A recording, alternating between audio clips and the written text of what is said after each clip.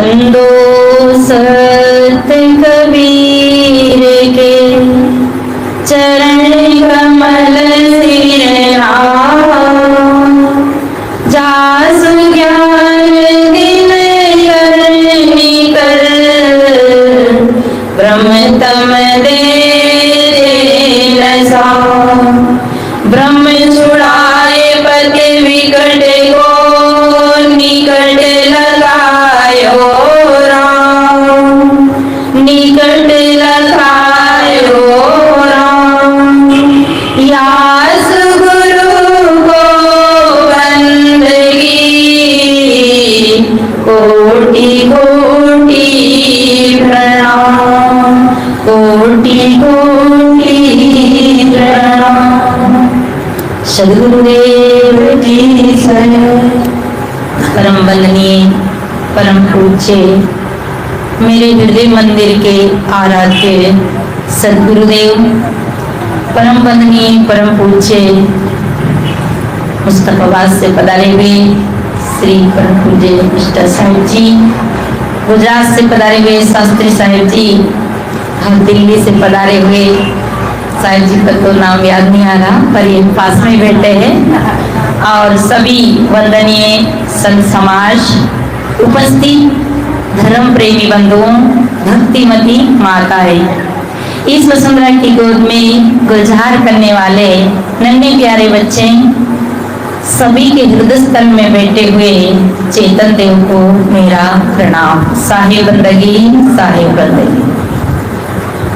बड़े ही हर्ष का विषय है कि आपके इस पावन ग्राम में सुंदर कबीर आश्रम और इसमें ये सत्संग का कार्यक्रम रखा, जिसमें दूर दूर से संत महात्मा आए हैं। नहीं नहीं उसको हटा दो, नहीं उसको बगल में हटा दो, ऐसे नहीं होगा ना। आती लाओ देखते हैं, पेटी देख लो ला देख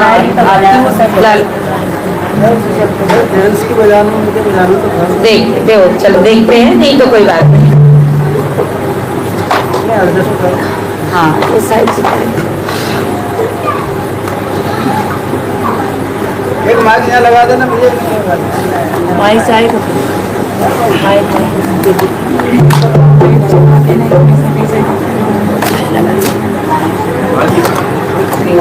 हारमोनियम में माइक लगा दो, रुको माइक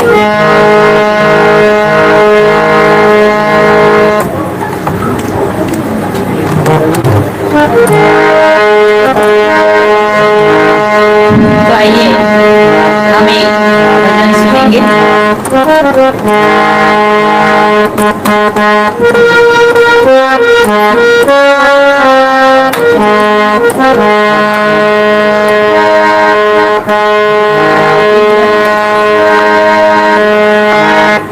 आपका अंदाज यही करेंगे।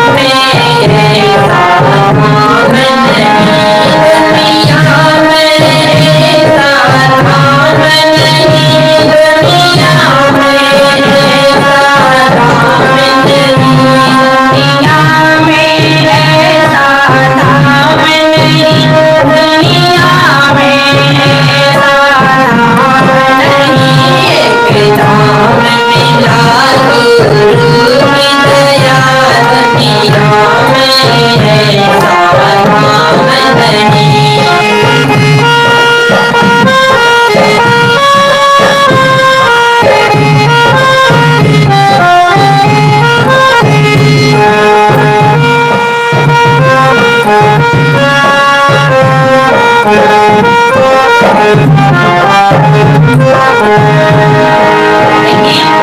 भजन सब बोलेंगे, माताएं बोल रही है, भाई लोग नहीं बोल रहे। और मैं देखती हूँ अधिक साधना भजन भक्ति माताएं ज्यादा करती हैं। सबसे ज्यादा व्रत हमारी माताएं रहती है। इनसे पूछो कि क्यों रहती है, तो कहते हैं कि व्रत करने से पति की उम्र बढ़ जाए, हमारा स्वास्थ्य अमर हो जाए, इसलिए व्रत करती है। परंतु व्रत इन्हीं के लिए बना है।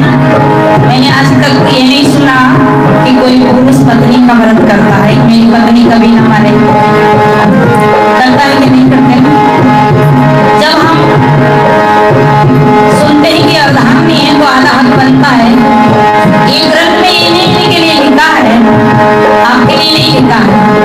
आज तक कहीं किसी भाई को मैंने पत्नी का नाम का व्रत करते हुए नहीं सुना। इसलिए ये भजन गा रही है कि कोई करना है, आपको तो करना नहीं है। सब बोलेंगे सुख आशाएं शीश पटकती है, करना ना कर्म भटकती है। सुख आशाएं शीश पटकती है, करना ना कर्म भटकती है। भवधार भरे भव कष्ट सहे ना कुछ भी अपना।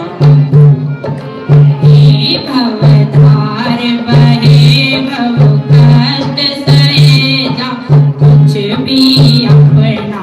काम नहीं एक धाम मिला गुरु की दया, दुनिया में ये साधाम जा सर्व दुखों का अंत हुआ। इससे बढ़कर आराम नहीं, जा सर्व दुखों अंत हुआ। इससे बढ़कर आराम नहीं।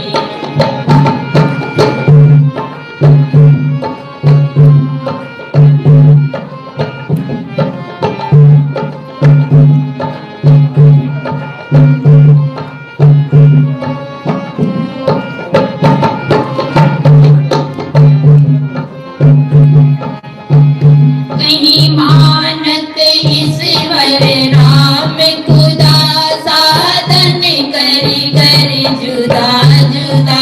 कहीं मानत ईश्वर राम खुदा, साधन कर कर जुदा जुदा।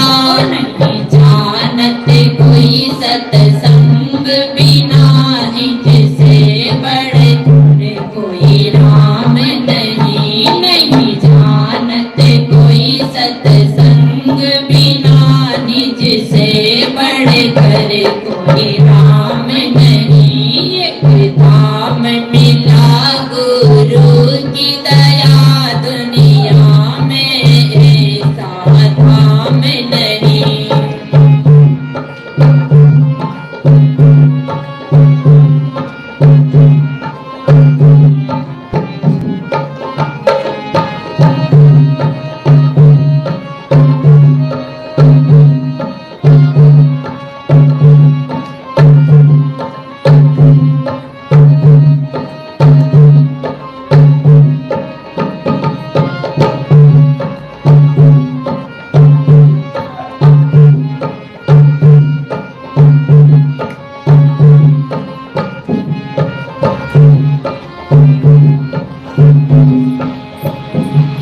निर्बंध सदा निज रूप भजो, इस दुखमयी देह का प्रेम तजो।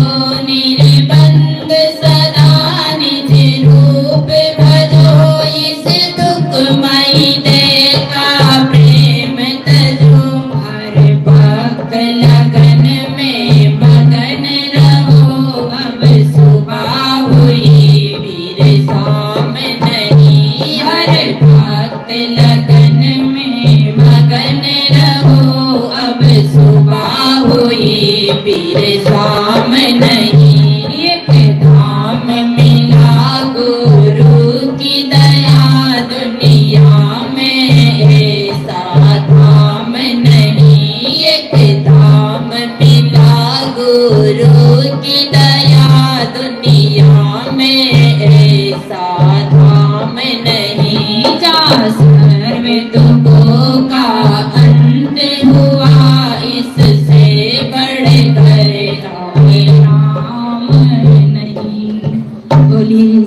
गुरुदेव की जय।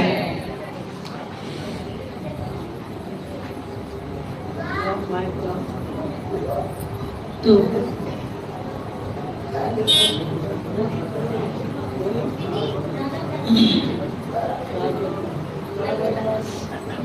संत सम्राट सदगुरु कबीर साहब का मौलिक ग्रंथ बीजक है। बीजक की एक छोटी सी साखी, समय कम है।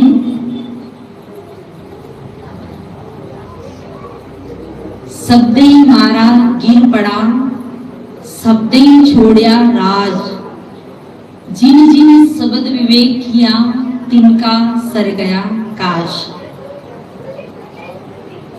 ये संत सम्राट अपने मौलिक ग्रंथ बीजक की एक साखी के माध्यम से हमको समझाते हैं। शब्दे मारा गिर पड़ा, एक शब्द आदमी को गिरा देता है और एक शब्द उठा देता है। गिरा से गिरा हुआ आदमी गुरुजनों के, सदगुरु के निर्णय वचन, हितकारी वचन सुनता है तो गिरा हुआ भी उठ जाता है और उठा हुआ भी गिर जाता है।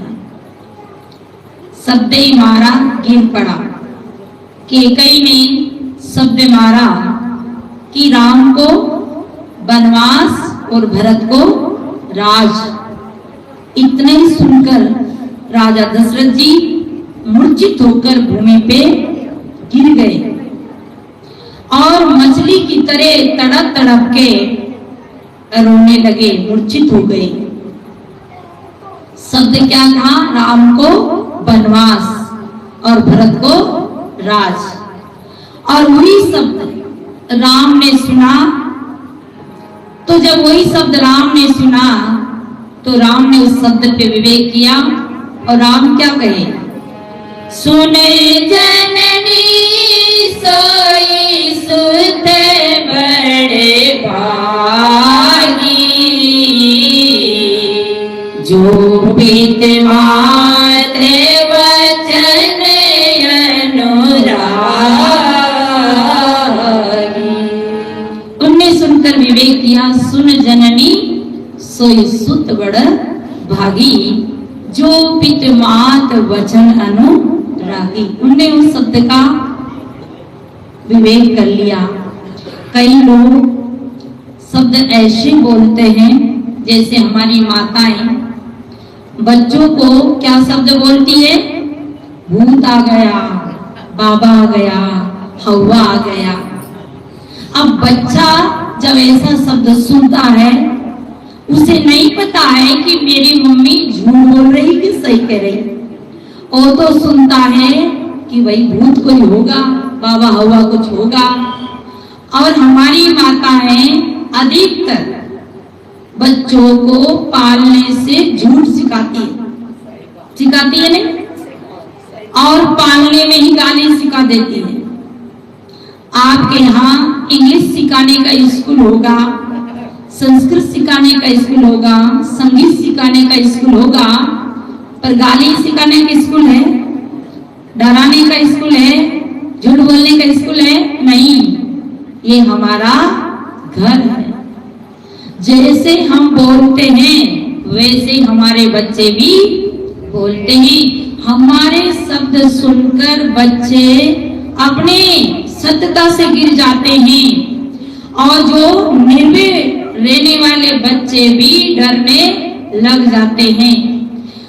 बच्चों ने कभी भूत प्रेत नहीं देखा, पर हम बड़ों से ज्यादा बच्चे डरते हैं।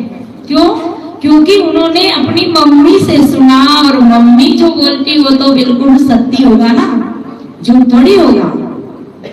निवेदन करती हूँ कि कभी भी बच्चों के सामने झूठ मत बोलो, गाली मत दो, उनको डरावने शब्द मत बोलो। हमारी माताएं जब बच्चा रोता है तो उसे डराती है या फिर मोबाइल देते। दो काम, या तो डराएगी या फिर मोबाइल ले देगी।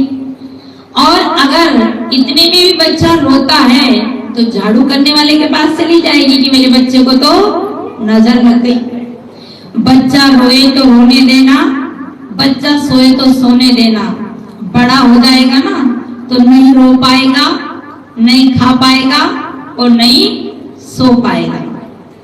इसलिए उसे मोबाइल लेके चुप नहीं करना, झूठ बोलकर चुप नहीं करना और उसे डरा कर चुप नहीं करना, क्योंकि आज का भय उसके दिल में दिमाग में बैठ गए तो जिंदगी भर डरेगा। हमने कहीं भूत प्रेत नहीं देखा है, केवल कथा में सुना है कि धूमकारी भूत हो गया था। अरे कोई ऐसा नहीं था वो कि जो भूत हो गया था। अरे अंधाधुंध काम करे, उल्टे सीधे काम करे, जिसे रास्ता ना दिखे, जिसके विवेक के चक्षु ना खुला हो। धूप जैसे आपके बस अभी जो जनवरी के महीने में कितनी धूप गिरती थी, ट्रेनें लेट हो गई थी, यानी धुंध जब गिरती है तो आगे का रास्ता नहीं दिखता है। ऐसे ही धुंधकारी कोई भूत नहीं था, मैंने उल्टा सीधा काम करता था, उसे सत्य नहीं दिखता था, अपनी रहनी अपने कर्म नहीं दिखते थे और वही धुंधकारी भूत हुआ था। और भूत का मतलब है जो उल्टा सीधा काम करे, ऐसा नहीं कि हमारे सिर पे लग जाए। पर उसी धुंधकारी ने जब ज्ञान की बातें सुनी और वही देव योनि को प्राप्त हुआ, तो हम कहीं भूत प्रेत से अपने बच्चों को कभी ना डराए और भय ना दिखाए, गाली ना दे। एक बच्चा आया और कोई आया, उसने कहा कि बेटा तेरा पापा घर में है। बच्चा घर में गया, पापा घर में थे। मम्मी ने कहा कि कह दो पापा तो है, पर यूं कह दो पापा घर में नहीं है। वो आया और उसने क्या कहा, मम्मी ने कहा पापा घर में है, पर कह दो पापा घर में नहीं है। जो हम बोलते हैं ना, कोई हमारे बच्चे बोलते हैं। अयोध्या के 25 साल छत्तीसगढ़ गए और ऐसे में क्या हुआ, वो बैठे थे, उनकी माँ ने कहा जा बेटा साहेब जी से बंदगी करिया। अब वो गया तो साहेब जी कहीं चले गए। अब बच्चा आया, वहां साहेब नहीं दिखे, तो बच्चा क्या कहता है, मम्मी साला साहब है ही नहीं। मतलब वो क्या कहता है, मम्मी साला साहब है नहीं, क्योंकि उसने अपने पापा से साला सुना था। हमारे भाई लोग गाली देते हैं सबको साला, गाड़ी घोड़ा सबको साला, एक जीजाजी बाकी सब साला। तो हम थोड़ा सा बच्चों के सामने ऐसे ना बोले। तो मैं क्या करेगी, शब्द ही मारा गिर पड़ा, शब्द ही छोड़िया राज। जो शब्द ऐसे शब्द कभी ना बोलो कि जिससे हमारा आत्मबल गिरे, जिससे हमारे अंदर की ताकत गिरकर हम निर्बल हो जाए, हम शक्तिहीन हो जाए, विवेकहीन हो जाए। आज हमारी समाज को बड़े बड़े गुरु लोगों ने ऐसा ही भेद दिखाया, ऐसा ही डराया, ऐसे ही भूत भवानी ईश्वर परमात्मा बताकर सबको डराया। आज हमारी बहनें जब देवता धोती है तब उन्हें बच्चा होता है।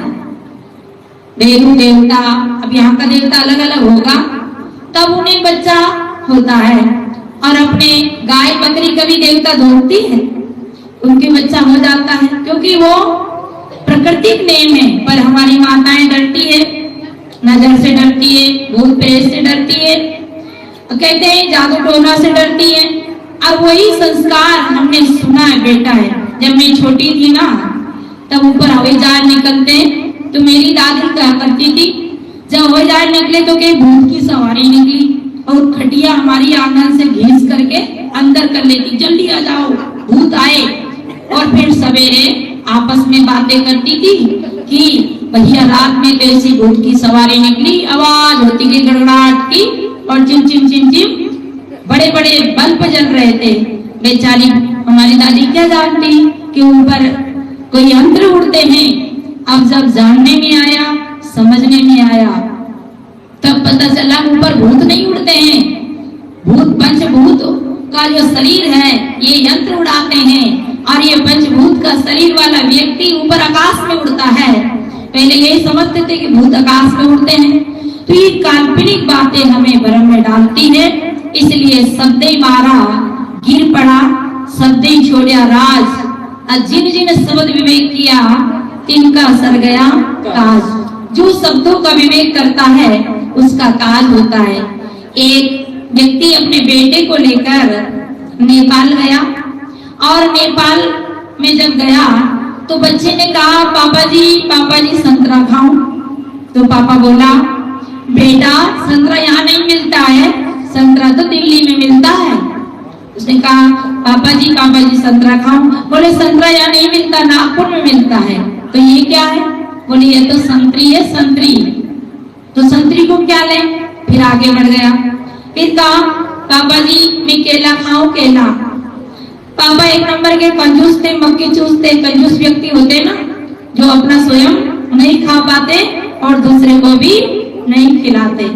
तो कहा कि बेटा यहाँ केला नहीं है, केला तो दिल्ली में मिलता है, केला तो भुसावल में मिलता है, यहाँ केला नहीं है।